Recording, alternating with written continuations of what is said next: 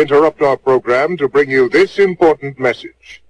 Unfortunately, Graham was unable to host this month's episode due to work commitments, so we've put his nuclear disaster themed podcast to one side for now, and instead this episode will be talking all about the year 2016. As part of our end of year review, we'll be choosing our favourite films and TV shows of the year, picking films that surprised us or that we downright hated, and looking ahead to 2017 and what promises to be another exciting year for the MovieMuse team. For this episode, we're all co-hosting the show, so allow me to introduce my counterparts, Gordon Sinclair. Hello. And Simon Burton. Hi there. And I'm Matt Corn. And our usual features have also been shelved for this edition, so let's get straight on with it. We're going to kick off this show, as Christmas happened just a few days ago, with a change to our normal routine and go with what have we been given for Christmas. So, Simon, anything interesting that you've had for Christmas? Mostly retro gaming stuff for me. The most exciting thing I got retro gaming related was a whole new set of bedding for my bed, which is Pac-Man chasing ghosts all over it, which I wasn't expecting from the other half. The only TV and film related thing I got was the Pointless board game, because I might have mentioned a couple of times that I do like a bit of Pointless, so I got that from my other half sister, so that was cool. But that was about it, really. No real film related stuff. Well, Pointless board game qualifies. That's related to television. Should be good fun. Gordon? I got a Deadpool t-shirt from my mother. I don't know if she knows whether I like Deadpool or not, but it was a nice t-shirt anyway. But I also got a book which is called Film Listography, Your Life in Movie Lists. And what it basically is a journal that each page, you've got a nice little illustration on one side, and then on the other side is just a space for you to write entries into particular lists that they've done. So things like list your favourite films about social change, list your favourite movie star news stories, list your favourite actors, actresses, all sorts, and there's maybe 60 different lists for you to complete. So over the next year, I'm going to try and do maybe one list a week or something and see if I can fill that in. So I thought that was quite interesting. Okay, well that sounds like it could be fun. Something different to do lists of instead of the 300 films you've watched this year. Yeah, and I could also maybe put a few things on the website once I've filled a few in. Might give me some inspiration for articles. So yeah, it's good. Cool. You get half a book, you write the other half yourself. Absolutely. Well, I got a few things movie related. I got a lot of Blu-rays to upgrade some of my DVD collection, which included Pulp Fiction, 3 of the Terminator films, and the 3 Flavors Cornetto trilogy. But perhaps one of the most interesting things I got movie related was a documentary called Elstree 1976, which is a documentary about all the extras involved in the original Star Wars film, and they discuss their time on the set and how it's changed their lives since. Obviously, lots of them end up going to these Comic-Cons, signing photos of themselves as people like Greedo and Stormtroopers and stuff like that. So that should be quite interesting. Sounds like we all got a good haul anyway. Yeah. Yep, not bad. Let's move on to our first topic for this end of year review, and there's a film that we were all looking forward to. We've discussed it on previous podcasts. That is Rogue One, A Star Wars Story. We've all been to see it over the last couple of weeks. We won't go too much over the plot. I think it's fairly well discussed. I've also put my review on the MovieMuse website, so if you want to read a lot more detail about it, you can go to moviemuse.net. But we're going to share our opinions now as well. Before we start our reviews, I should probably mention that if you haven't seen the film, there may be a few spoilers in this, so you might want to skip on about 10 or 15 minutes. We will also try and mention any potential spoilers as we talk about them. But if you haven't seen the film yet, I'd recommend you do go and see the film before you listen to this review. So let's kick off with a review from Gordon.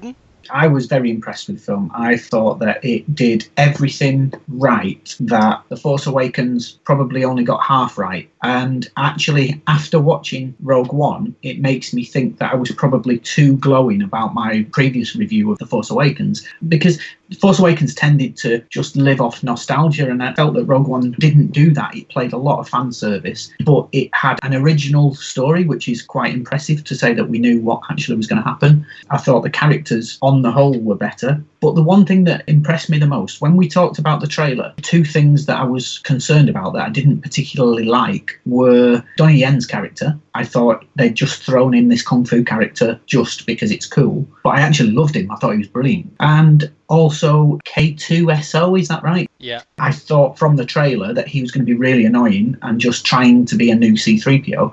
And I was completely the opposite. He was almost like Crichton from Red Dwarf with his emotion chip removed. I found him a breath of fresh air without being overly childish. So he wasn't a Jar Jar, and he was almost a C-3PO. So I loved it. I thought the action was better than the previous films. I thought the characters were better, and the story was far better. And Star Wars 3.5 gets 4.5 from me. Nicely done. Simon, what did you think? Yeah, I really enjoyed it. For me, it was the gritty sort of warlike film that you expected for what was effectively a suicide mission to get these plans. The characters seemed to fit apart what they were going to do. I've seen a few reviews online of other people saying they're not very likeable, but I don't think they were meant to be. They were these gritty people who decided to go and do this mission that they knew were probably unlikely to come back from. I thought Diego Luna played that kind of intelligence officer's role. I think, he couldn't be too engaging, but he just had to get on and he was doing his job, and he was obviously, the alliance was in his heart. I think linking in episode 3 to 4, and this is a side mission as such, when you think of episode 4, the whole thing is to get the plans to get the intelligence from them and to eventually destroy the Death Star. This film fits in perfectly of how that happened. We all knew they would get it in the end, but I thought it's done very well. The effects were excellent. I agree with you. Donnie Yen's character was fantastic, the blind monk. I like the way he kept saying the force is strong, the force is strong with me. I like the way he believed that's his beliefs, and that's the way it should have been. And I just thought the whole film was well constructed. The battle at the end was good. It did play lip service. It had its Star Wars moments. I liked Darth Vader being in it. I think he had to be in it. He had a big influence on that Death Star. He couldn't have ignored him. I wasn't overly excited about that scene, but I'm glad he was there. And I liked certain characters that have come back as CGI, especially people like that. I think it worked. And I just think it was a really good film. Overall, I would probably give it 4 out of 5. Thank you, Simon. My bit's definitely going to have some spoilers, and I don't think you two have, but I think we'll be discussing a couple of things that are spoilers. I actually agree with quite a lot of what both of you have said, but I was ultimately disappointed with the film, as has already been illustrated in my review. There are a number of reasons for that. Some of them you would definitely say are nitpicking. 2 particular things that I didn't like that really took me out of the Star Wars world and back into my own world. Those 2 things are, firstly, the decision to put captions telling you what planet you were going to. That's never been done in any Star Wars film before. It's never needed to be done, and I absolutely hated that. That was one of the things that really annoyed me at the very early part of the film, where you're jumping from one planet to the other with some, I might add, really bad editing of the first 15 minutes, and it's telling you what planet you're on, and I don't care what planet it's called. I didn't care what Tatooine was called in the original Star Wars. It never actually gets mentioned by name, I don't think. So that really wound me up. And the other thing was, as you've just alluded to, Simon, the CGI Grand Moff Tarkin. The role was played by Guy Henry, and they CGI overlay Peter Cushing's face on him, and to a certain extent it was done pretty well, but my problem with it was overused. They had a lot of close-ups of his face. I think if they'd just done, sometimes he appeared as a hologram, sometimes he appeared on a video screen, and occasionally he was actually in the scene, but they didn't focus too closely on his face, it would have worked a lot better. That one thing didn't ruin the film for me by any means, and the voice was done reasonably well, but I just think they overused him, and I think it was unnecessary. There's other issues that I could go through, but I'm not going to, other than to mention, what is the point of Stormtrooper armour? Because now you've not just got people shooting them, but actually people not only hitting them with sticks and seemingly killing them, but actually I'm sure they got punched at certain points. But you could say all those things are nitpicking, and I agree, they are to a certain extent. They're all things that affected my enjoyment of the film, but the main problem I had with it was the story, which we knew exactly how it was going to end, but I found the whole thing really obvious, predictable, and unoriginal. I know you said that you thought it was original, Gordon, but the whole sequence where they're trying to take the stolen Imperial shuttle, get it through some kind of defense shield, and then land on a planet is just from Return of the Jedi. So I don't think it was particularly original, but I could accept that if it wasn't so obvious. The whole thing, you could see everything coming, and there was no surprises in it at all. People are always worried about spoilers before they go and watch the film. I literally think, apart from possibly the last 5 minutes, there's no spoilers in this film at all. And yes, it's obvious you've got to tell the story. We all know how the story ends, but I just feel like it should have been a challenge to the writers and the director to do something exciting and interesting in the film that would surprise you, and I just don't think they achieved that. So that is my biggest bugbear with the film. I didn't hate it. There's lots of good stuff in there. The action sequences were brilliant. I liked the war style, the sort of gritty, sort of throwing you in the middle of the action. I thought some of the characters were really good. K2SO and Chirrut Imwe in particular, as you've mentioned, but also the Imperial Director of Security, or whatever he was, Orson Krennic, played by Ben Mendelsohn. I thought he was a good character, and I loved the way that they showed you the interaction between the characters in the Empire for a change, and how they're all like trying to get one-upmanship on one another. I liked that they put the cameos of the X and Y Wing squadron leaders from the original Star Wars in the space battle, and the last half hour was really good, but the story and also the 2 main characters, which I didn't engage with at all. I found no engagement with virtually any characters in the film. In fact, those are the 2 things that made it ultimately a disappointment for me, and as a result I give the film 3 out of 5. Just like you've agreed with us, I can agree with some of the stuff you said there. Definitely the overuse of CGI for Grand Moff Tarkin, that was far too much. It wasn't just a little bit too much. And I completely agree. There shouldn't have been a single close-up on his face. And you could say they were trying to show off with the quality of the CGI, but if they were, it didn't work because you could tell it was CGI. From a distance, you probably couldn't. And I was reading about how they did it, and it was quite interesting, some of the stuff, because famously in the original Star Wars, Peter Cushing was only ever shot from the waist up because the boots that they asked him to wear crippled his feet. So to be able to do the CGI for the rest of his body, they had to go through all these old Hammer horror films and things like that to build the CGI legs for him. So it was quite interesting what they'd done. Faces are always going to be the hardest bit in CGI to make them look like they're real, and that failed a little bit. So that was a bit disappointing, just the choice to use it so much. But I've got to say, putting the name of the planets on bothering you that much, no, that definitely is nitpicking. I actually like it when they do that, personally. I didn't even realise they'd never done it before in a Star Wars film, to be honest. You know, that's a personal thing, but it just really knocked me and probably put me in a bad mood right from the start of the film. Well, and we've talked outside of this podcast about the film, and that maybe because we watch so many films now and because we talk about them so much, maybe we overthink them and don't just sit back and enjoy them as much as we used to do. And I think there's probably something to be said in that as well. The key word there is enjoyment. I watched the film, I appreciated the good parts of it, the bad parts of it stopped me enjoying it a lot, to be honest. I think that was the issue. More than anything else, it was just the story just didn't engage me at all. It was almost like a documentary, you know, it's like, this is what happened and these were the people that were involved with it, but you're not going to get to know them. You know, The Force Awakens, for whatever other faults you level at it, it introduced brand new characters, and within 15 minutes you got behind those characters, and I just didn't get behind any of the characters. K2SO was the one that I was most bothered about being killed, and he was a robot, so that doesn't really tell you a lot about the other characters, does it? But, you know, we all have our own opinions about the film. I agree with you on some of those points, Matt. I think the CGI they did, I liked seeing it. I thought it was a bit too much, as you say, focusing on Tarkin's face. You could see that CGI, it didn't move like a real face. I can see why they did it. They wanted to just sort of prove themselves with their animation. But one of the things that annoyed me was that bit in the battle, when that small ship that came out of the rebel ship, and then it crashed into the side of the Star Destroyer and ended up pushing it into the other one, and then they all collapsed and fell through the gateway. And I just thought that was all a bit too far-fetched for my liking. The point was that it was its guidance dishes that were destroyed. It was where it had been crashed into, not just that it had been crashed into. Yeah, they disabled it, but it all comes down to physics, really, because I don't know what the mass is like in space, so whether that thing could move it or not depends on physics, which I don't know enough about to say whether it's accurate or not. I think you can say it probably is, because if you just think about, because there's no gravity, like on the moon, a small step, you can jump a long, long way, and I think it's the same there, is that small impact would have a much, much greater result. So I can see where you're coming from, but I'd probably disagree with that as being negative. I quite liked that they'd seen some flaw. You know, we haven't got enough firepower to destroy this, so what can we do? Well, there's this absolutely humongous spaceship. Let's crash that into it. I thought that was a clever piece of storytelling, personally. Yeah, I had no issue with that either. Did you not like the scene with Vader at the end then, Si?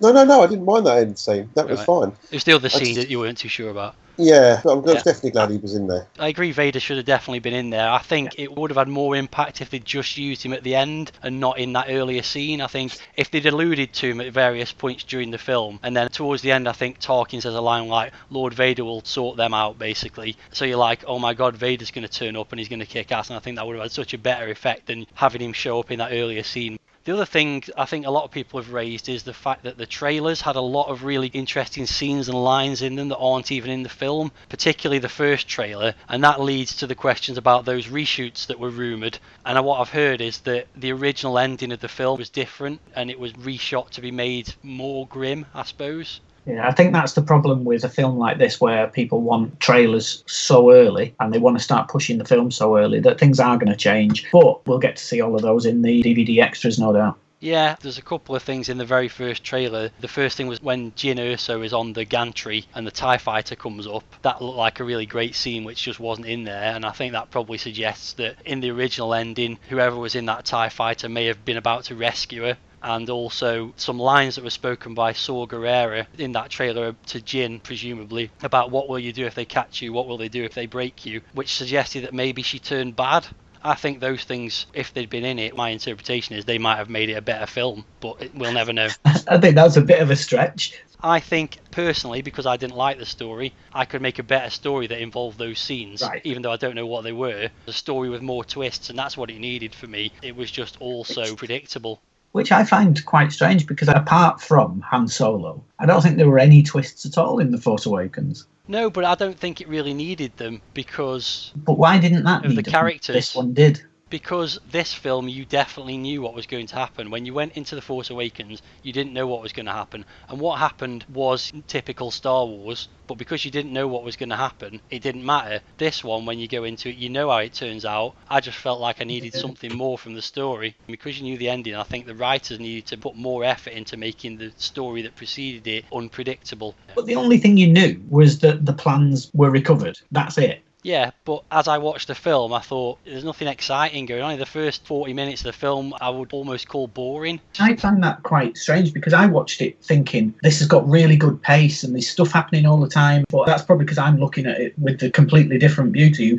Obviously, you early on felt down about it, whereas early on I really bought in quite quickly. Yeah, possibly that's the reason. And also, I think I was affected by the fact that I hadn't read any reviews, but I'd heard that the reviews were good. I'd seen people on Facebook who'd been to the midnight showing saying it's better than The Force Awakens, it's as good as The Empire Strikes Back. And I'm thinking to myself, wow, how good is this film? I can't wait to see this now. And then when it wasn't that, I guess that disappointed me as well. As I say, it was not terrible by any means. There was lots of good stuff in it. And when I watch it again, maybe my view will change a little bit. But at the end of The Force Awakens, I wanted to go and see it again straight away. At the end of this one, I've got no interest in watching it again. From a big Star Wars fan like myself, that's quite disappointing. Yeah, and what we will do is we'll do a combined MovieMuse review of it, taking in the views of all four of us, and that will be on the website hopefully by the time this podcast goes out, so people can see a more balanced view across the whole team. Yeah. So just to sum up our review, we're going to go round the table quickly with some nominations for various categories from within the film. So let's start with Best New Character. Simon? I would say it's Donnie Yen as Chirrut Imwe, the blind warrior who believes in the Force. I think he was really good. He's got these skills, he's got the Force, and I like the whole demeanour of him. Same here. I thought K2SO was a good character, but he was pretty much just a sarcastic C-3PO. Chirrut was an intriguing character. He seemed to be force sensitive but not able to use it, and I think although he was a little bit underused in the film, and as I've been saying, none of the characters really engaged me that much, I would like to find out more about him. So a backstory, a movie or cartoon or something would be welcome for that character, I think. Gordon? I think for me it will be Ben Mendelsohn as Director Krennic. He's one of my favourite actors anyway, so I was looking forward to seeing his performance, and I think he got the balance right of somebody with all of this power, but he was always conscious that he was losing control and that he might lose his position. I liked to see more of the Empire and the political goings on in that side of it and not just what's happening with the rebels. So yeah, Director Krennic was my favourite. He would be my third favourite character, I think, so I agree with what you said there. Okay, let's move on to worst new character then. Gordon? It's almost carbon copy of this time last year when I was saying how I didn't take to Poe Dameron at all, which is a surprise because Oscar Isaac is another one of my favourite actors, but I just didn't like that character. And the same thing happened with Cassian Diego Luna. I just didn't take to him at all. And as Simon's already said, maybe he weren't supposed to because he was bothered about getting the job done more than anything else. But I don't know, it was just too much for me. He was just too distant. I thought his character could have been interesting. He's another one with an interesting backstory because he's not a straightforward hero guy. He kills off his informant early in the film. Another spoiler. So he's not black and white like a lot of the Star Wars characters are. I think his character wasn't developed enough in the film like a lot of the characters, but he had a little bit more potential, I thought. Simon? This is hard for me. I didn't dislike any of them. I know this is going to sound absolutely crazy. For me, I think Jyn was probably the one I didn't like the least out of everyone. Just didn't like her character, her demeanour. I just didn't get her at all. Didn't really like her from the start, and I just couldn't engage at all with her. I know you said you can engage with many of the characters, and I didn't mind Diego Luna. I'd like to think there is a lot of darker side to them. They're not different. They could have had a good backstory to it, their potential, as you say. But Jyn, I just didn't take to her at all. And even when she gave that speech, this girl's come from nowhere and she's telling all the bloody rebels what to do. That didn't fit in well for me. I'd have just kept my head down and just got on with it. No, I wasn't overly keen on Jyn, I'm afraid. But I didn't hate her.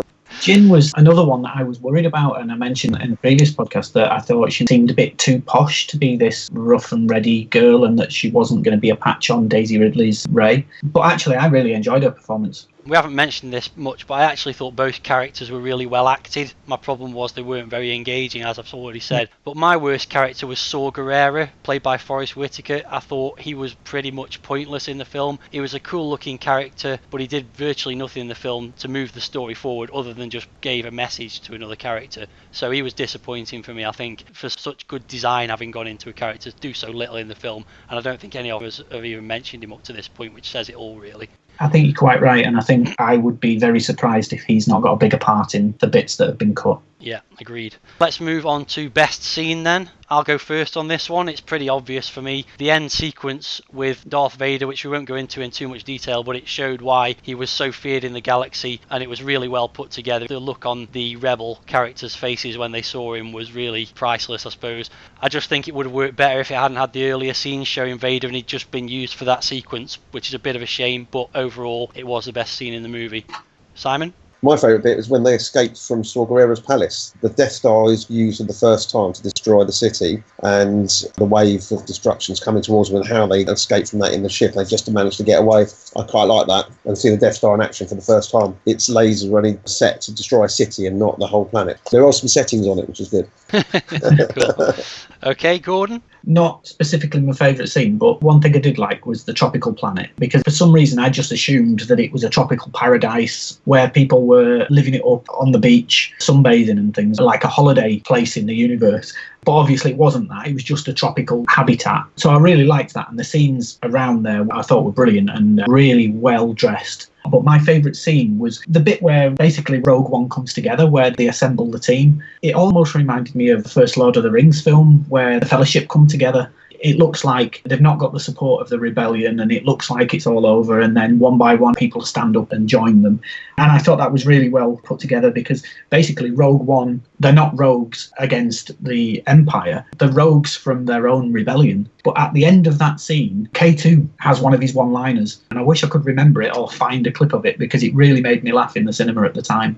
It's something along the lines of, "I'm with you, Jin. The captain told me I had to be." Something along those lines. I think it is, yeah. And I just love the way they've gone from this really emotional bit to something stupid. And I quite liked that humour that he brought into it. Cool. So when we did our Star Wars podcast in December 2015, we ranked the films that were out at that point, which was just episodes 1 to 6, from best to worst. So let's revisit that. So Gordon, do you want to start off with ranking the now 8 Star Wars films from best to worst? Okay, so I've gone with A New Hope, Empire Strikes Back, Rogue One, The Force Awakens, The Phantom Menace, Return of the Jedi, Revenge of the Sith, and Attack of the Clones in last place by a long, long way. Okay, thank you. And Simon?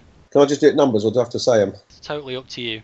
Right, I go with episode 4, episode 5, 3.5, 7, 6, 1, 3, 2. Pretty similar to mine, just Phantom Menace and Revenge of the Sith the other way around.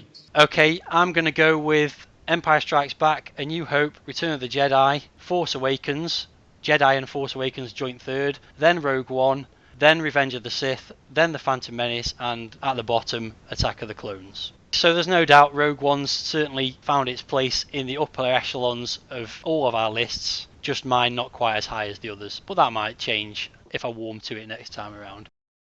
For this next segment, we're going to pick out some of the best films that we've seen in the year, and we've separated them into different categories based mainly on topics that we've covered in previous podcasts. So for the first one, we're going to look at superhero movies. Back in February, we dedicated a show to the wonderful world of superheroes and comic book movies, and we discussed how the Marvel and DC's extended universes were dominating the current and future movie landscape. And now, after the likes of Deadpool, Captain America, Doctor Strange, Suicide Squad, X-Men, Batman, Superman, and even the Teenage Mutant Ninja Turtles have fought it out for box office supremacy, it's time for us all to pick our favourite superhero movie of 2016. I'm going to be a little bit controversial here, and I'm going to pick Suicide Squad. I accept technically it wasn't as well written as Doctor Strange, it wasn't as polished as Captain America Civil War, and it wasn't as funny as Deadpool, but it did something different with the genre, showing how the supervillain is just as important to comics as the hero. And I also liked their Luke Skywalker Force Awakens style underuse of the Joker, saving arguably the biggest bad boy for future films.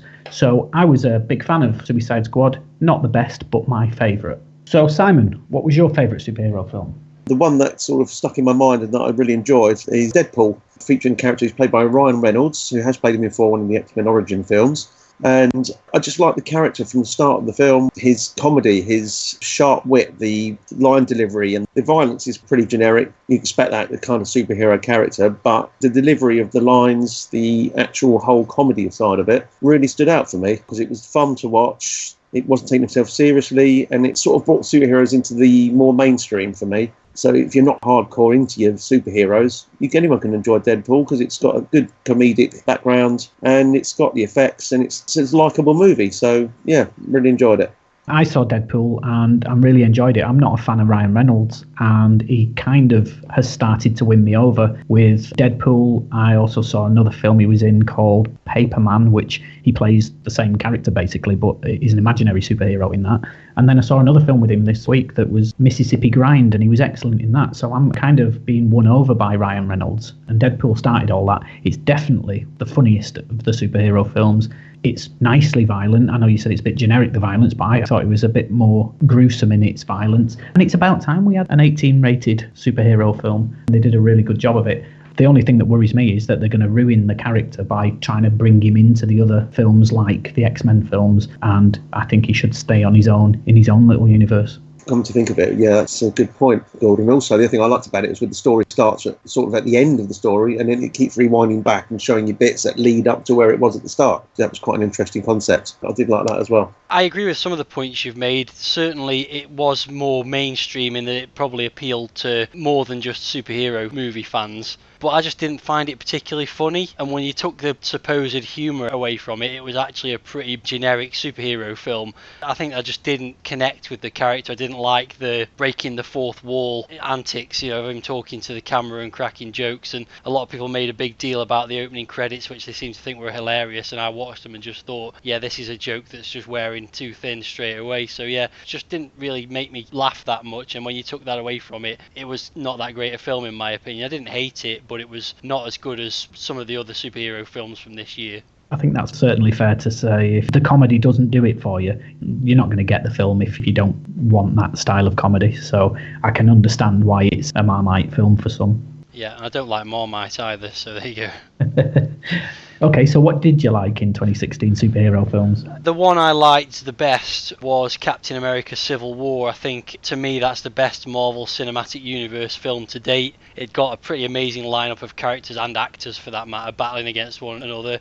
The thing I liked about it most, I think, was that there was no supervillain that you know is going to get defeated by the heroes at the end, but instead the heroes are fighting each other, which gave a bit more of an emotional connection. Obviously, everyone's got their favourites. In our household, it's Iron Man, and even if you know no one's going to get seriously hurt, I think the fact that they were fighting for what they thought was right against another people who also were fighting for their point of view was actually a really good thing.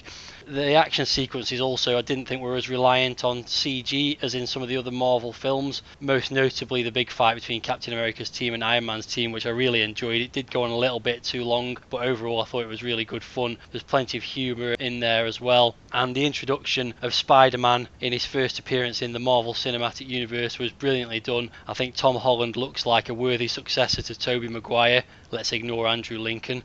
And the scenes involving him and Tony Stark were amongst the best in the movie. And I watched it again a few days ago just to see if I still liked it second time around. It was just as good second time around, and definitely one of my films of the year, I think. I think for me, you said the main fight went on a little bit too long. I think it went on a lot too long. It was an enjoyable fight, but at the end of the day, it was pointless because you knew no one was going to actually get really hurt. A bit like Batman versus Superman, didn't really matter when they were fighting. So I kind of lost some engagement in it there, but it was a very good film. Yeah, I can see that point of view as well. Like you say, there was never any chance that anyone was going to get seriously hurt, although obviously the War Machine character did get injured and has got some rehabilitation to do. It was just a showcase where they've put all these heroes together and let them fight it out. But I think in terms of fan service, that was the main point of that scene, and it was certainly very enjoyable for that reason. Okay, next up, we're going to look at animated movies. In September's edition of MovieMuse podcast, we covered all things animated. We talked about the early pre-Disney days, right through to the Pixar-dominated CG world. And 2016's been another really busy year for all the major players in the animation world. And we've seen big releases from people like Disney with Moana and Zootopia, or Zootropolis, depending on which part of the world you're in. Pixar returning to a beloved character in Finding Dory, DreamWorks bringing the Trolls to life, and even the Angry Birds and some X-rated foodstuffs getting in on the act. We also saw a couple of big anime releases with Studio Ghibli's Swan Song when Marnie was there, and the surprise body swap hit Your Name. But in this category, I'm going to go for, no surprises, the Oscar-nominated stop-motion film Anomalisa, and I've mentioned it many times on the podcast before, not least my disgust at it not winning the Best Animated Film Oscar earlier in the year, so I won't go on about it other than to say that it's one of the most heartfelt films of recent years and continues Charlie Kaufman's run as one of the best screenwriters of all time. And you may be thinking that Anomalisa was a 2015 film, with it being in the Oscars earlier in the year, but it was only released in the UK in the first half of 2016, so that counts. I'm having it. Matt? For me, this year hasn't really been that good for animated films. Finding Dory I thought was enjoyable, but not one of Pixar's best in my opinion, although it got very good reviews. Something that could fall into this category possibly was The Jungle Book, which I really enjoyed and was worth the entry fee for Christopher Walken singing I Want to Be Like You Alone. But I wouldn't call that a true animated film or even an animation live action hybrid. It was more of a live action film with just a ton of CGI, which I don't really think is the same thing. So that leaves for me Zootopia, or Zootropolis as you mentioned it was called in the UK. That was probably one of the best ones I've seen. It had some clever character design, some decent voice acting, and a story that wasn't too schmaltzy by Disney's standards. It wasn't as good as some of their other recent Disney ones like Big Hero 6 or Wreck-It Ralph, but it was a lot better than Frozen. So yeah, for me, out of the ones I've seen, that's the best of a fairly mediocre bunch for 2016. That's the one I was choosing, Zootopia. But I saw Finding Dory and found it it's just Finding Nemo, but slightly different. I didn't find it that good. But Zootopia was one out of the ones I watched this year I enjoyed the most. Yeah, I like the idea of all the animals who are normally predators in the real world are all sort of living together in the city, and everyone's got different roles and they're all calm with each other. And then suddenly the predators start looking like they're killing off the normal prey, what they would be in the real world. And then it's like they've got to try and find out what's causing this. And it was just an enjoyable movie. I like the way they buddied up. A fox and a rabbit would obviously never in real life be near each other. So I agree with Matt. I said it was good voice acting, and like you also said, Matt, I think out of a year of not an amazing amount of animated movies, it stood out. I particularly liked the couple of characters who weren't the main characters, which was the sloth that worked in the DMV, which was the Department of Mammal Vehicles, I think. Not the guy to have at the desk when you're in a rush to try and get some paperwork done. And also the chief that was voiced by Idris Elba, who was a big buffalo or something. Yeah, big buffalo type. Yeah, he was fun. He was good. He was good as well. The typical, police chief character. What are you doing, not following procedure, and all that kind of stuff with Idris Elba's voice. So yeah, there were some good characters and it was enjoyable. It just, like I say, I don't think it's been a great year for animated films, or maybe we just haven't watched the right ones. I think the latest Disney one, Moana, is pretty good, and I've not seen Zootropolis, so I can't say whether it's better than that, but if you quite like your Disney animated films, this one's up there. Dwayne Johnson gives a great performance as this god that loves himself, and yeah, I really enjoyed that. Not quite enough to knock off Anomalisa, but it was very good, apart from just one bit in the film where the main character sings a song, and the song she sings is so generic Disney singing that it loses all ethnicities from the film, and part of the whole point of the film is that it's supposed to be this South Pacific ethnic film. But other than that, it was really good, so I do recommend you give that a try at some point. There was a similar character in Zootropolis, which was played by Shakira, this pop-singing gazelle, and she just seemed to have no place in the film other than to sing the traditional there must be a song somewhere in a Disney film moment. So they need to get away from doing that. I think Wreck-It Ralph and Big Hero 6, neither of those needed a nice Disney-fied song in them, and they both worked a lot better as a result of that, in my opinion. Yeah, agreed. Well, I'll certainly check out Zootropolis on your recommendations. So now we're going to move on to comedy. The term comedy is incredibly wide and actually quite difficult to define, with it being very much in the eyes and ears of the beholder. You've got the all-out comedies like Sausage Party, Ghostbusters and Grimsby, arty Emperor's New Jokes comedies like Cafe Society and Florence Foster Jenkins, or the more subtle offerings that meld comedy with other genres like Hail Caesar, War Dogs and Captain Fantastic. To be honest, you could even have 90% of the animated movies that we've just been talking about too. But for me, this year, the prize should go to Shane Black's 70s buddy cop comedy, The Nice Guys. It's a really dark and very funny partnership between Russell Crowe and Ryan Gosling in a Boogie Nights-styled mystery crime thriller that treats its subject and its viewers as adults rather than just throwing nudity and obscenity at them. That's not to say there's not lots of nudity and obscenity in it. There is. But it's just treated in kind of an adult but a funny way. And I thought that was an absolutely excellent film. And both actors, Gosling and Crowe, played characters that you wouldn't expect them to and played them fantastically. So if you haven't seen The Nice Guys, I really would recommend it. Funnily enough, I was going to watch that last night and instead watched another comedy film that we'll be getting onto momentarily, I suspect. Okay, why don't you tell us what was your favourite comedy film then, Matt? Well, I've found that I've watched hardly any new comedy films this year, and I'm ashamed to admit that the funniest film that I've seen that was marketed as a comedy, which is the one I watched last night, was Grimsby.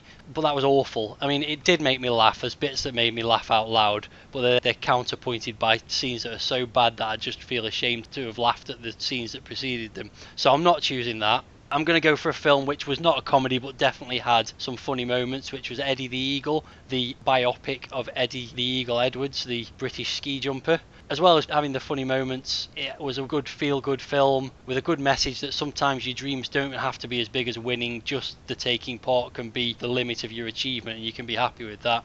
I think Taron Egerton, who I also watched in Kingsman this year, although that was a film from 2015, he continued to impress me with his performance as Eddie the Eagle. Hugh Jackman was also great as his trainer, but the best character for me was undoubtedly Eddie's mum, who was played by Jo Hartley, and she was the kind of mum that every optimistic sports person would want behind them to keep pushing them in the right direction, so I think she did a great job there.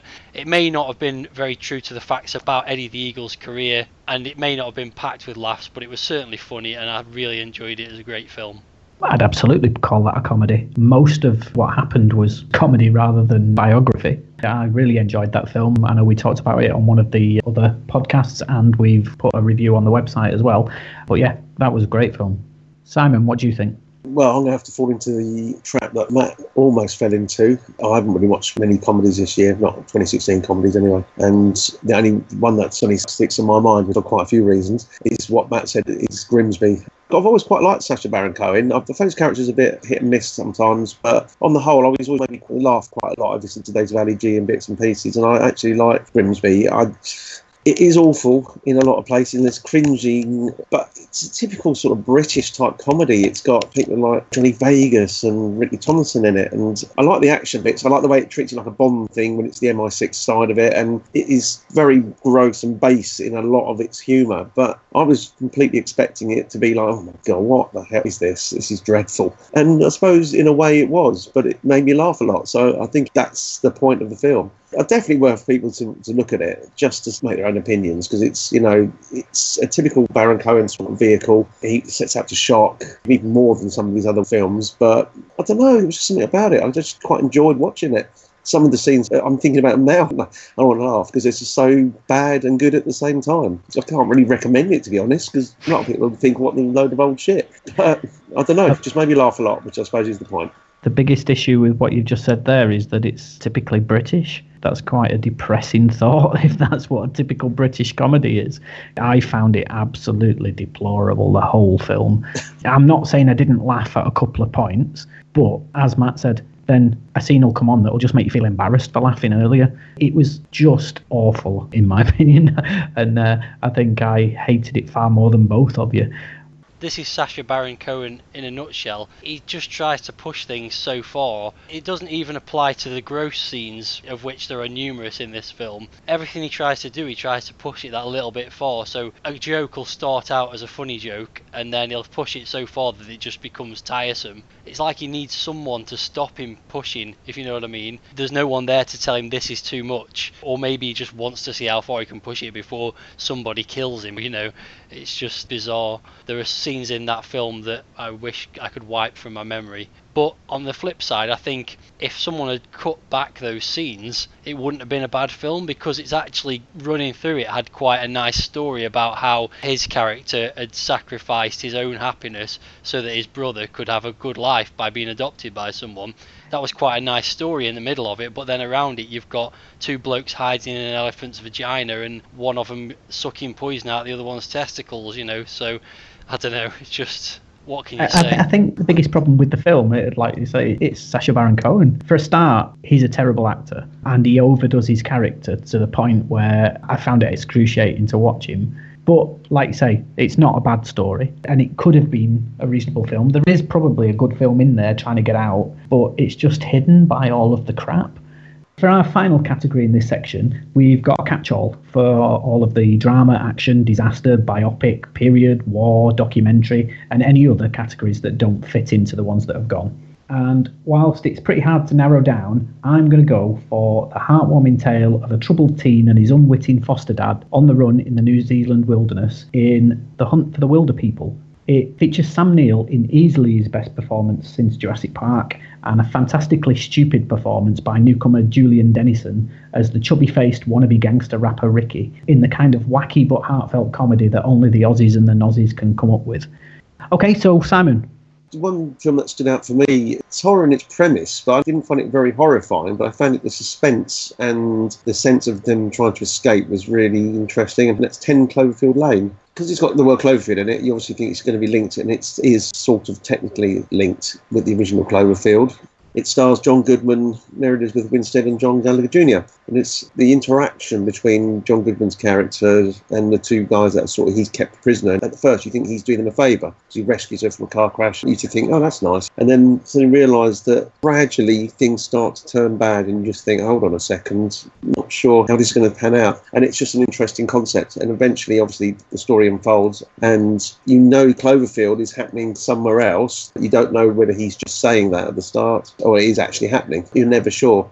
But yeah, no, just the way it was done, the suspense, the way he got this bunker built, it's just very well done. It was very suspenseful and a very interesting film. I agree, Si. Really good film. It was just so tense. You know, she doesn't know, is something happening or is this just a madman holding me? And you don't know either. And the tension of that, and when she's trying to escape, and it just builds up so well. I was disappointed with the very end of the film, but it was really good. The disappointment wasn't enough to make it a bad film. It was still one of the best films of the year. Matt, what about you?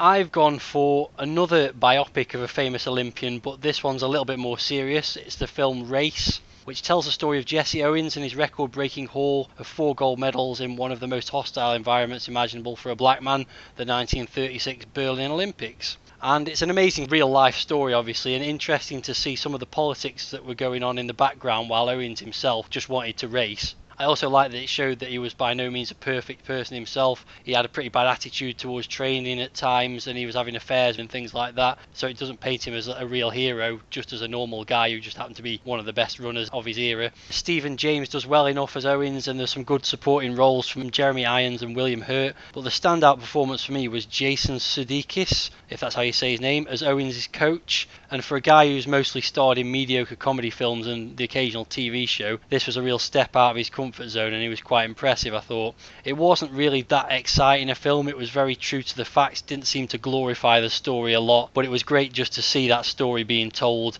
and to see Owens doing his thing and embarrassing the Nazis.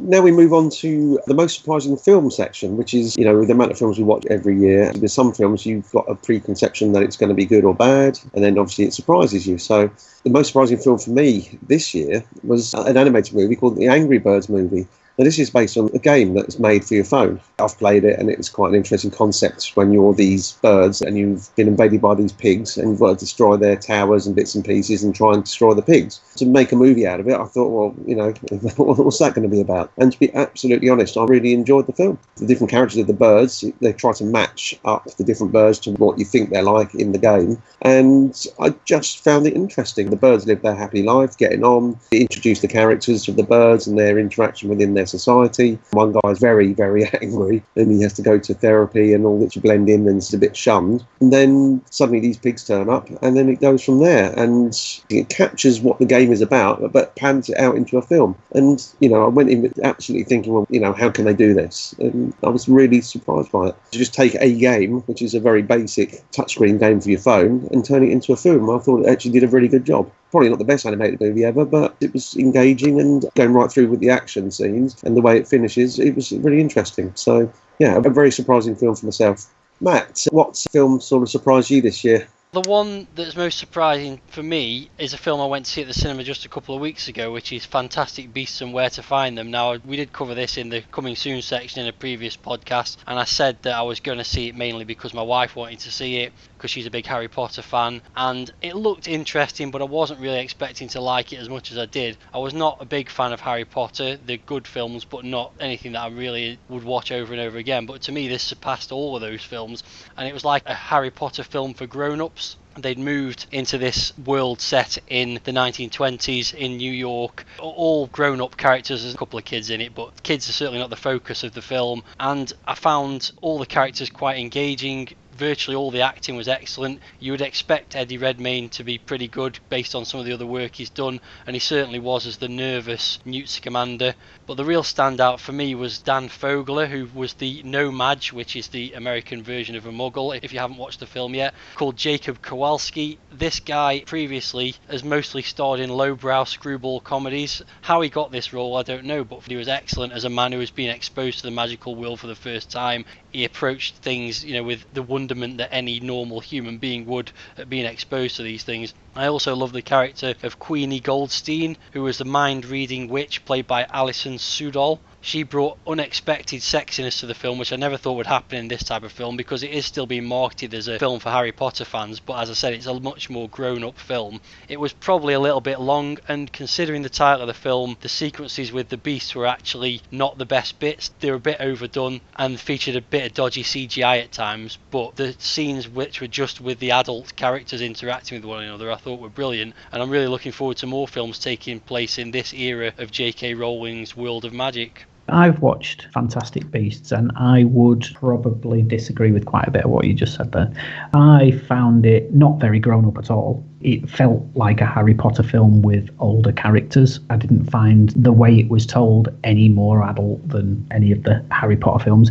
I found the first hour to be pretty dull, and it felt like the first hour was just trying to show off the CGI of the Fantastic Beasts, and none of them were engaging. Well, sorry, there's one that's like a duck-billed platypus kind of creature that was slightly engaging, and you can understand kids wanting one of those as a pet and buying the toys, but all of the others were just throwaway, trying to be clever creatures. So I didn't find that any fun the first hour, but the second hour I really enjoyed, and you're absolutely right to call out Kowalski. And what I liked about him was he did a bit of the slapstick stuff, but he put a lot of heart into the character as well, and you believed the emotions he was going through. I really enjoyed his performance.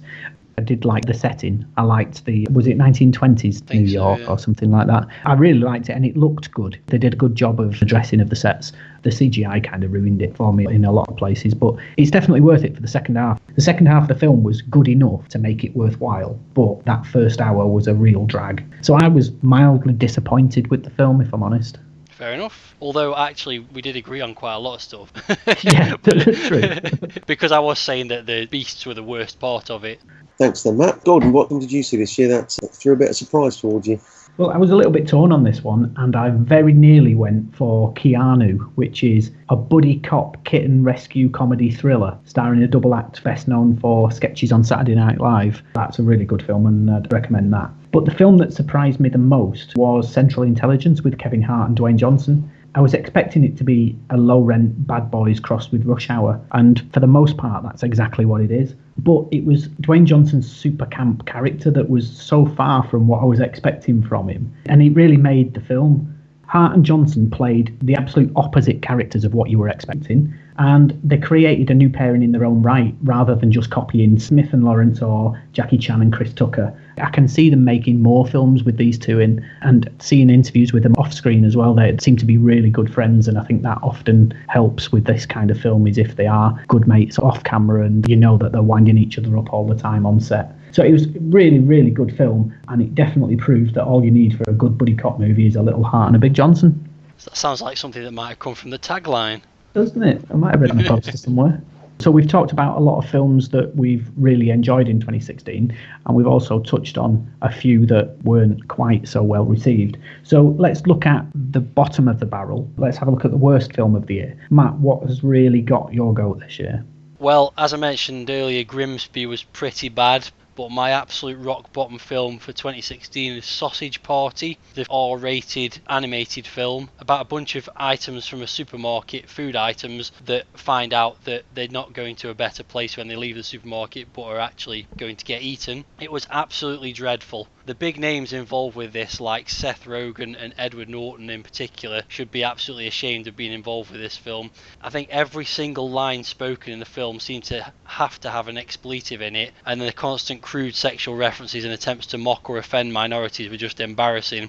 The saddest thing about it is, I think, if it hadn't been an R-rated film and just been like Toy Story but with food items instead of toys, it wouldn't have been that bad a film. There were a couple of moments in it where you could see it might not have been that bad were it not for the fact that literally every line in the film had to have a swear word in. Some of the characters they came up with, like the douche character in particular, was just absolutely awful. Every second he was on the screen was just a head in the hands moment.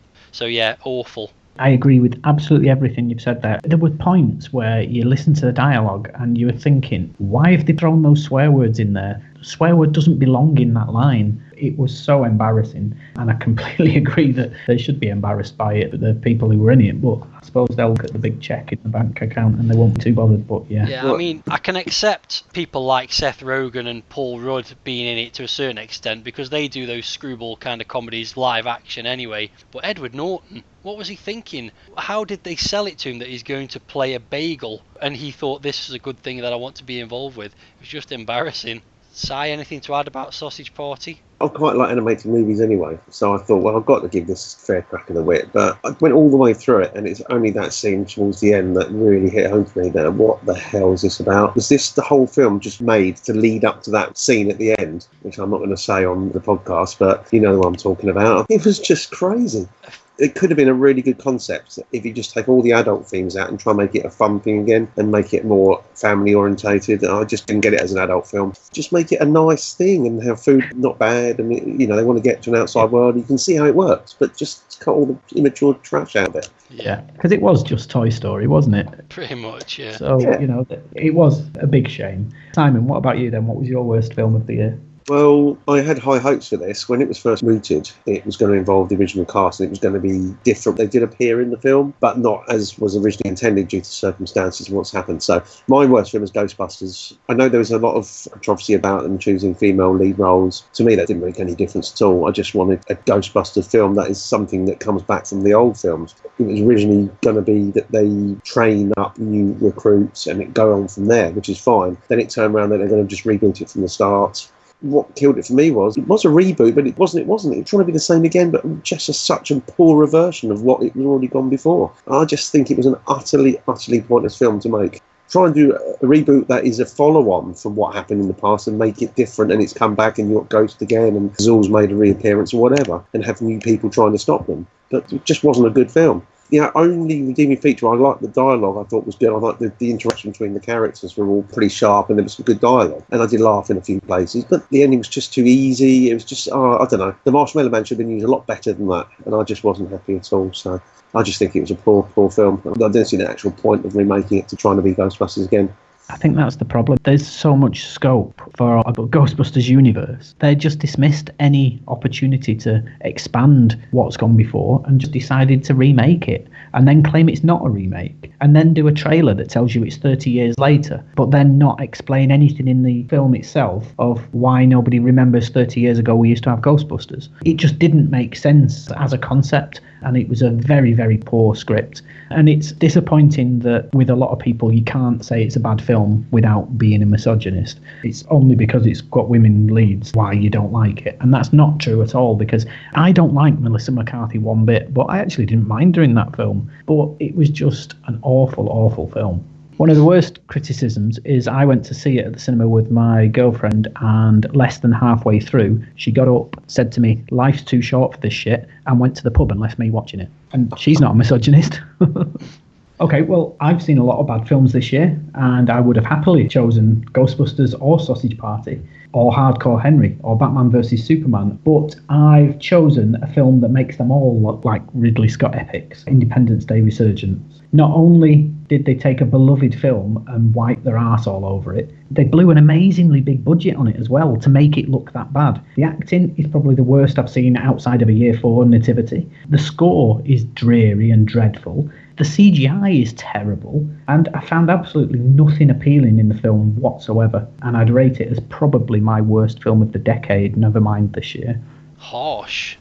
Not that harsh. I mean, I didn't think it was great. We watched it the day we had our elderly pet rabbit put to sleep and we wanted a distraction, and it worked. It was a distraction. Looking back on it, it was just a rehash of the original film, which I don't rate that highly anyway, to be honest. But yeah, it was basically the same story again, with worse acting, no better CGI than the original, and just some bewildering performances from some of the characters in it as well. But to say worst film of the decade is, well, I think that's doing Sausage Party a disservice, to be honest.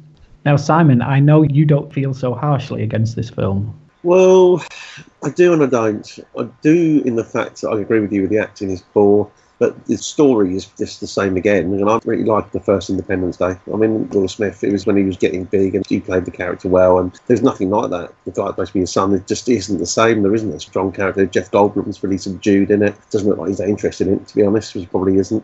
It didn't have the impact of the first film. The thing with the alien ships coming over the cities and you don't know what they're going to do and then they destroy them, that was just more excitement. I don't think it's as bad as the worst film of the decade, but I was just very, very disappointed in it. I still think Ghostbusters was worse, but it wasn't far behind it, to be honest. So we all agree that we've all watched some real bad films this year. Yeah. So, as a group, we've put our heads together to decide which of those three films is the official MovieMuse worst film of the year. And Simon, do you want to announce the loser? Well, it's a tough choice there, Gordon, but I'm afraid the unanimous decision is Sausage Party. There we have it. Sausage Party is the worst film of 2016. And it's got food sex in it, and I still put it as the worst. Yeah. I can't believe a film with a massive orgy in it is your worst of the year, Simon. That really does surprise me. Okay, let's move on then. Our next category looks back at the 2016 awards season. Whether you agree with their choices or not, the major awards ceremonies usually pick out some of the best movies, cast and crew of the previous year, and big winners this year were Pixar's Inside Out, which picked up the Best Animated Feature Award at the Oscars, BAFTAs and Golden Globes, Spotlight, which took the Best Picture and Original Screenplay at the Academy Awards and Critics' Choice Awards, and also the Best Screenplay Award at the BAFTAs. Ennio Morricone's score for The Hateful Eight claimed the Best Original Score award at all the major ceremonies, but the biggest winner of all was undoubtedly Alejandro Inarritu's gritty western The Revenant, which picked up 61 awards in total, including Best Picture at the BAFTAs and Golden Globes, Best Director in the Oscars, BAFTAs and Golden Globes, Best Cinematography at a number of ceremonies, and of course finally earned Leonardo DiCaprio his first Oscar at the 6th attempt, along with a Golden Globe and a BAFTA to sit alongside it. At the other end of the scale, the big loser at the annual Golden Raspberry Awards was 50 Shades of Grey, which received 5 of the notorious awards. So the question is, which award given out in 2016 was the most deserved? And my choice for this was Mad Max Fury Road, which won Best Production Design, Best Costume Design and Best Makeup and Hairstyling at the Oscars and BAFTAs, and countless other minor ceremonies as well. I wasn't a huge fan of the film. I found it a bit plotless and boring, but there's absolutely no argument that it looked fantastic and the design of the characters and vehicles was outlandish and ingenious, so fully deserved all those awards. Simon? There were some excellent films in the awards earlier in the year, and my favourite, the one I think stood out for me, was the Best Supporting Actor in the Golden Globe, and that's Sylvester Stallone in Creed. I think it encapsulated all what Rocky's about. He's older, and he's moved on from his days of being the hard man, and just his empathy, the way he gets diagnosed with his illness, and the way it's dealt with. I think Sylvester Stallone was absolutely excellent. And it really, really stood out for me. I only watched Creed a couple of weeks ago, and it just really made the film. I thought he definitely deserved that award. And what award are you going for, Gordon? Well, there's no surprise with my Sylvester Stallone loving that I've also gone for Stallone with his Best Supporting Actor for Creed. Despite being the all-time leader in the list of Golden Raspberries for his acting and screenwriting work, Stallone has actually had his fair share of big hits. but the big awards that have been bestowed on his biggest hits have always gone to the director or production team. So I was absolutely over the moon when the Golden Globes honoured him as Rocky Balboa, the aging trainer in the spin-off Creed. Many believe that the film should have had more awards, or at least more nominations, for the scriptwriter and the director at least. But the way Stallone transitioned Balboa from the hopelessly optimistic and naive boxer of the early Rocky films to the world-weary and browbeaten trainer, it's a fantastic way to show his detractors that he's more than just a mumbling, punch-drunk has-been. So much so that the Golden Raspberry Committee, they felt that Stallone's performance was enough to transition from the all-time Razzie champ to a bona fide award contender. So, yo Sly, you did it! I was also considering that same award for Stallone. Back when we talked about that film on one of our podcasts, I did say I wasn't sure whether he deserved that award, the Golden Globe that is, but since watching the film again recently, I've come around to the idea that he really does put in an excellent performance as the aging Rocky, and I'm hoping that another Creed film will be made and he'll put in another appearance, although I fear for his future if that series does progress much further. So I think that pretty much confirms that the most deserved award winner of 2016 was Sylvester Stallone. Woo. He can add that to his Best Action Hero title that we awarded him earlier in the year. The MovieMuse team watch a lot of films, but it's inevitable that there are a lot of films that on first release they pass us by. And some films, like The French Connection, for example, for me, pass us by about 40 years before we finally get around to watching them. So this category is our opportunity to call out the best film that we've seen this year that isn't new to cinema, it's just new to us. So Matt, why don't you tell us the best film you saw for the first time in 2016? Okay, my pick is going to be the 2011 home invasion thriller You're Next, which I've talked about on previous podcasts, but there's nothing better than watching a film that you're not expecting anything from and it totally surprises you by being brilliant, and this film was certainly that. It starts like any other film of this type. A family and their significant others get together at a secluded house, and just as they're sitting down to dinner they're attacked by masked assailants. But what the bad guys didn't count on in this film is that one of the intended victims is rather more resourceful than the invaders bargained for, and she soon starts to turn the tables on them in a variety of ingenious ways. The acting is reasonably good, it's nothing spectacular. The real thing that I enjoyed was the shock of the death scenes and the black humour that really made it stand out from the other films in this genre. Particularly of note, one of the characters tries to escape from the house and the assailants have put this wire across the door and she basically slashes her own throat by running into it really quickly. There's also a moment where the resourceful lady in the house kills one of the assailants with a blender, and there's another moment where the home invaders are trying to get in through the window and she puts out a row of nails nailed into a board, and it just reminded me of like an R-rated Home Alone in that moment. It was like the guys are trying to get in and she's fending them off with all these ingenious methods. So yeah, really big surprise to me. I hadn't heard much about it before I watched it, just recorded it off the TV and absolutely loved it.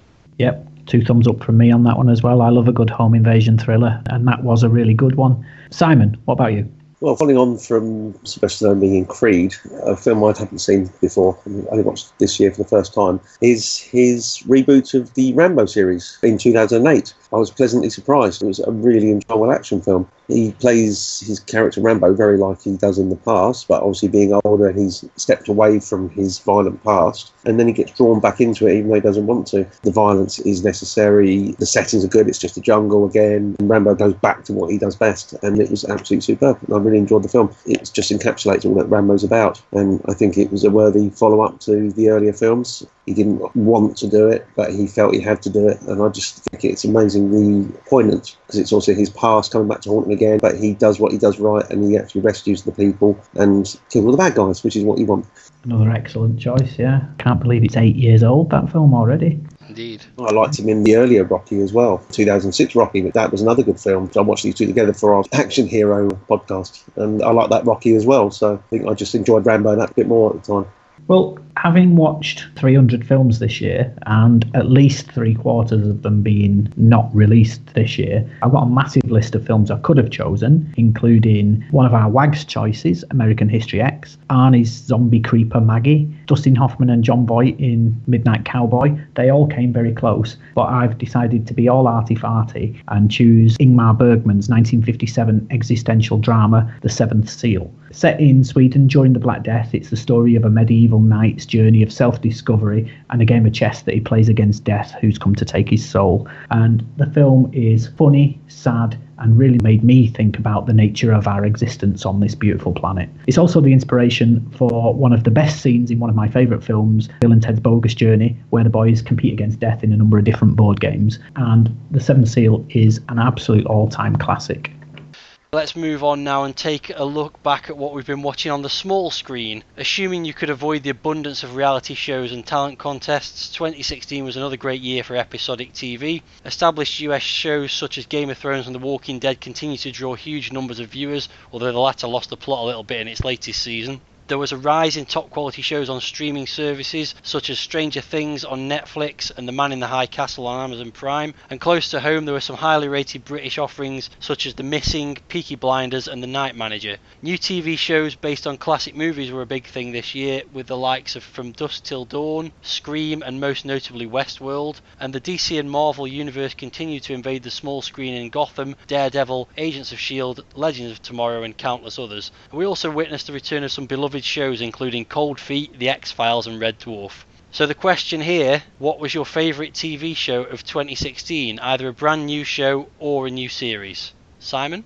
I'm afraid I'm going to be pretty boring as usual, but for me it was the new Red Dwarf. You know, you always wait with trepidation for something like Red Dwarf to come back, and we've had some letdowns in the past, but Series 11 was really good. There was a hit and miss with some of the episodes, but I think on the whole it was a strong performance. Brought back some good writing, some good one-liners, some good stories. I just thought it was a good addition to the series, and I was really happy to see them back. So it's a bit of nostalgia, but I also generally did enjoy them. It wasn't just because I like Red Dwarf. That was for me the highlight of my TV for 2016. Yeah, I agree. It was better than expected, I think, by a lot of people, including myself. Certainly some laughs, not so much in some of the episodes, but definitely some of the episodes were entertaining, and the ones that weren't funny particularly still had some good kind of sci-fi plots to them, so I enjoyed it as well.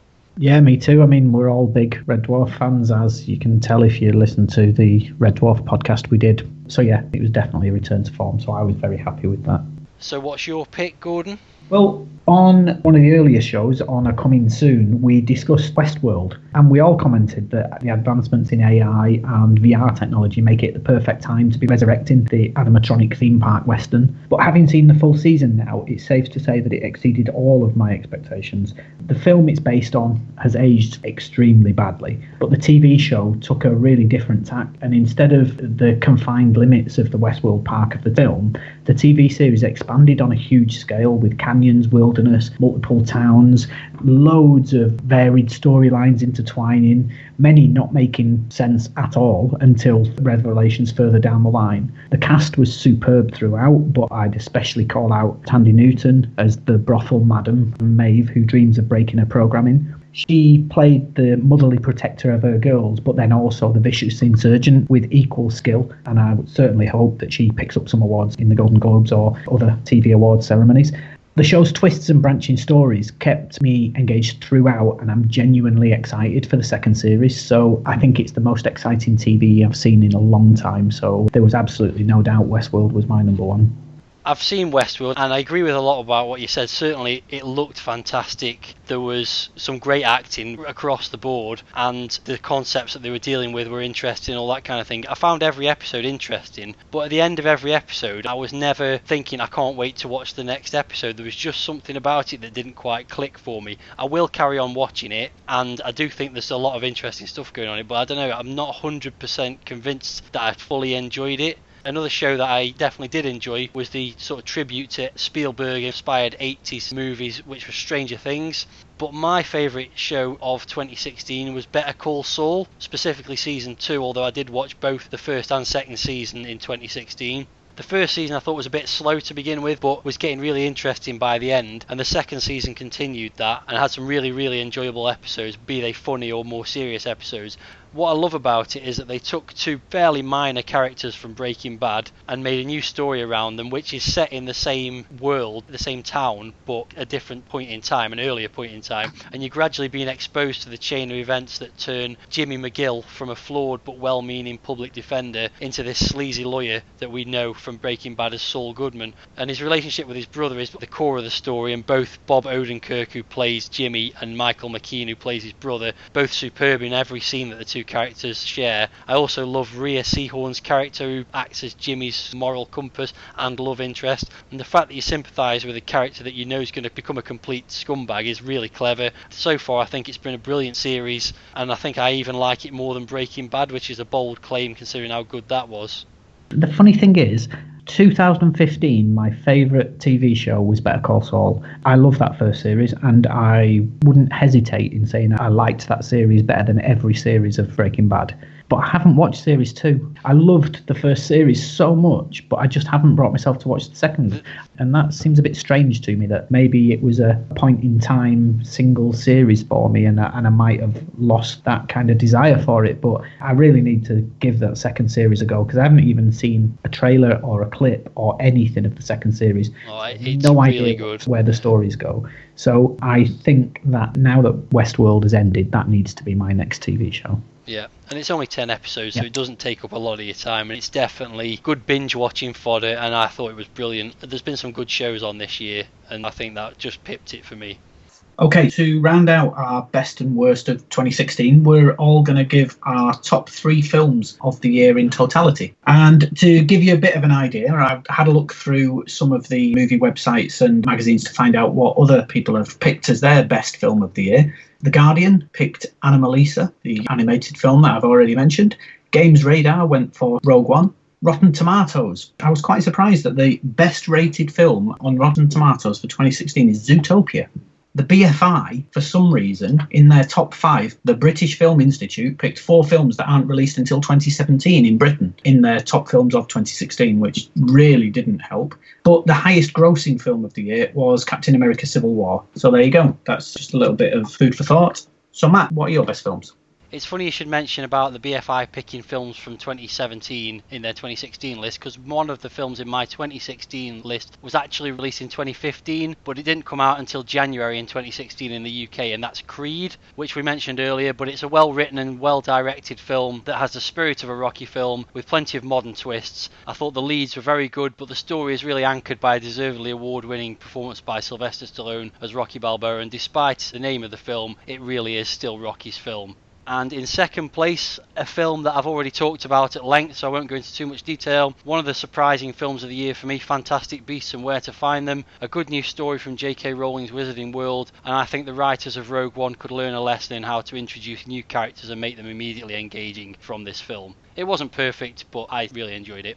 And my number 1 film, which you've also just mentioned, was Captain America Civil War, the best Marvel Cinematic Universe film to date, and we've talked about that earlier, so I won't go into more detail about that either. Okay, thank you. Simon?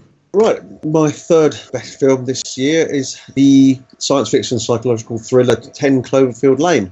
My second favourite film, what you talked about already, which is Star Wars Rogue One. And my film of 2016 is the biographical sports comedy drama Eddie the Eagle. I just found it a really feel-good film. It captured what you would think happened to the real Eddie the Eagle and how he fought his way to compete at the 1988 Calgary Winter Olympics. And it just had such a good feel to it. You were really rooting for him, and it was fantastic. A bit like the real Eddie Edwards, so that was really good. Okay, great. Thanks for that. I think my top 3 aren't quite as mainstream as your choices, which is probably not a surprise. But in third place, I've gone for The Shallows, starring Blake Lively. It's a kind of shark thriller. But what I found really good about this, apart from the absolutely fantastic cinematography, is it's all pretty much set on a rock. And that's basically a location. And you've got, for at least an hour of the film, you've got one girl and one seagull on one rock with a shark. And they managed to turn it into a really, really good and tense thriller. I think it's one of the best and more serious shark films I've seen since probably Jaws 2. So The Shallows I thought was fantastic. In second place, I went for Victoria.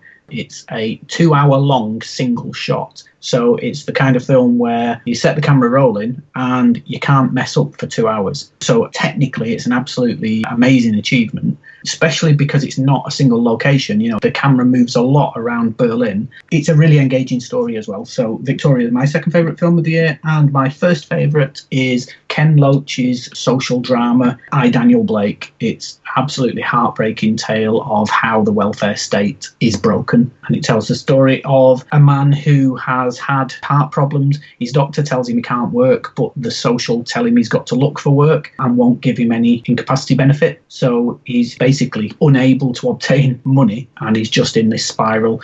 And then he meets a young girl who can't feed her kids, and it just sounds really depressing, but there's some really good humour in it, just like most Ken Loach films. It's got lots of good humour. Some of the bits you can see are really manufactured to pull at the heartstrings, but not to an extent where you feel manipulated. So Daniel Blake, definitely my number one film of the year. So to come up with our official MovieMuse Best Film of 2016, we decided to put together a list of all of the films that at least 3 of the MovieMuse team have seen. So we picked our 10 best films that we've all seen. We all voted on them, and we came up with top 3. So Matt, do you want to give us the rundown? Yeah, certainly. So all of these films have already been mentioned in our review, unsurprisingly. In third place was Eddie the Eagle. Second place was Rogue One. And our winner this year was Captain America Civil War, which, as we've already mentioned, was also the highest grossing film of the year. Our penultimate category is more sombre as we look back at some of the many stars of big and small screen that have passed away in 2016. Over 200 names from the film industry have been taken in a particularly shocking year for celebrity deaths. So we're going to pick one notable person that passed away that means something to us and give a small tribute to them. But today, as we're recording the podcast, we've learned the tragic news that Carrie Fisher has sadly passed away today following complications from a heart attack suffered a few days ago. This is very raw to us. We're all, obviously, as you've heard from earlier in the show, Star Wars fans, and the words we can say right at this point are quite hard to put into words, really, because it's such a sudden and shocking thing. She's 60 years old, so not particularly old, obviously. She'll always be best known to us for Princess Leia, but she also had roles in films such as The Blues Brothers, which I thought she was excellent in. She also wrote several books which were semi-autobiographical, most notably Postcards from the Edge, which was made into a film of the same name. So Carrie Fisher will be sadly missed by us all. She will be in Star Wars Episode 8. She has filmed her scenes for that, so we'll look forward to seeing her in that, which will presumably be her final role. I actually met her, so it was more poignant, really. She was a really nice lady to talk to. A bit crazy, but it's actors for you and actresses, so it's on to meet her, and it's very sad. Yeah, very sad indeed. Let's now move on to our pre-planned in memoriam, where we'll each talk about somebody that meant something to us who sadly passed away this year. Simon, do you want to go first? After a year of amazing amount of sad death in the film and music industry, the person that he wasn't a young guy, but he is in a series that I watch all the time, and it meant a lot to me. And the lead actor in this series died just after it ended years ago. So this is the next sort of big death from the series. The series I love is Father Ted, and Frank Kelly, who played Father Jack Hackett, passed away this year. And it's just from a series I love so much, it's always sad to see one of your favourite characters and the actor who played him passing away. He obviously is known as being a really obnoxious alcoholic priest, but plays the character absolutely superb. You wouldn't even think, when you saw him in himself being interviewed, he just couldn't connect that was the same guy, and he just played it so well. Being Irish myself, I know exactly how the priesthood is in Ireland, and that's how he comes across. A very excellently played, and it'll always be there for just the words feck, arse and girls. Oh, and drink. So yeah, sad loss, but his notoriety will live on. Gordon, who's your pick? I've gone to the other side of the pond, and I've chosen Gary Shandling. He began his career in entertainment as a comedy writer in the 70s, working on a number of American sitcoms, but it was only after he was critically injured in a car crash in 1977 that he used his recovery time to write some stand-up comedy routines and successfully transitioned to the stage, getting his big break with an appearance on The Tonight Show in 1981, and he'd soon become a regular on that show and a popular guest for the next 5 years. He then wrote and starred in the heavily autobiographical It's the Gary Shandling Show, and that's something that I used to watch on BBC Two, I think. It was one of those shows that was always on late, so you got in from the pub, or I think it was just when I was transitioning from playing football with my mates to sneaking into the pub. So I used to love the Gary Shandling Show, but his biggest hit was the Larry Sanders Show, where he put his experiences on The Tonight Show to good use when he parodied the shenanigans of a late night chat show host. Shandling also played a number of supporting roles in movies. Many of them were voice roles because he had a really, really distinctive voice. But his role as Senator Stern in Iron Man 2 and Captain America the Winter Soldier also brought his face back onto the big screen. He died at the age of 66 on March 24th after a massive heart attack, and I definitely think that he's somebody who most people won't really remember or know about because he's very much an American stalwart. But I really loved Gary Shandling, and he's definitely missed. Okay, thank you, Gordon. My choice is Anton Yelchin. When movie stars die young, it's often due to their own misadventure, but to be killed in a freak accident crushed by your own car in your own driveway is obviously far more tragic. Born in Russia but raised in the USA, Yelchin made his first movie appearance at the age of 10 in A Man Is Mostly Water. Early acclaim came for his role in 2001's Hearts in Atlantis and was followed by notable performances in Alpha Dog and Charlie Bartlett. He became a household name following his first appearance as Pavel Chekhov in the 2009 reboot of Star Trek, and went on to play the teenage Kyle Reese in Terminator Salvation and Charlie Brewster in the remake of Fright Night. As well as reprising the role of Chekhov in 2 more Star Trek films, he continued to take on roles in smaller films such as Rudderless, Odd Thomas and Green Room, and also provided voice acting performances to animated films such as The Smurfs. He died at the age of 27 and has the unwelcome distinction of being outlived by the man who played Chekhov in the original Star Trek series, Walter Koenig. Producers of the Star Trek films have confirmed his role will not be recast and Chekhov will be written out of future installments as a tribute to him. Certainly, I think the youngest name to have died this year, and a real tragedy. Yeah, definitely. I remember watching Green Room earlier in the year before he died and thinking what a mature performance he puts in a lead role in that film. So it was quite shocking to hear that he'd died. Yeah, promising and seemingly a nice guy as well. To be killed in a freak accident at that age is pretty devastating, really.